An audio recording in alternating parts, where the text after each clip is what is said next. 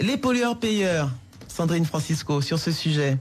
Les entreprises, bien sûr, sont soumises à l'élimination de leurs déchets. Je parle de toutes les entreprises parce que bien souvent, il y a une politique de gestion des déchets dans les plus grosses et ça devient beaucoup plus compliqué quand on parle de l'artisan, quand on parle de la petite entreprise parce que je pense qu'elle n'en a pas forcément conscience. Et aujourd'hui, on se retrouve souvent confronté à des problèmes d'élimination parce que quand ils ont fait calculer leur prix, justement, ils n'ont pas anticipé le coût de l'élimination de leurs déchets derrière.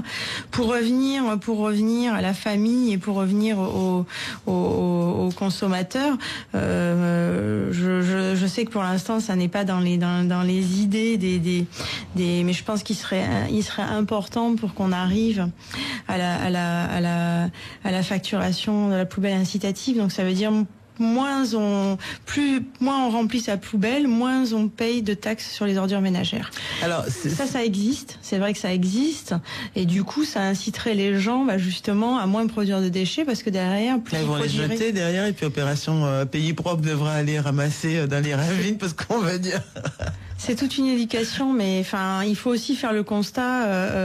Il faut aussi voir que en réduisant ces déchets, en les recyclant, etc., en compostant ou en mettant dans la poubelle marron quand on a la chance d'habiter dans le sud et d'avoir la poubelle marron, on diminue énormément les déchets en fin de vie.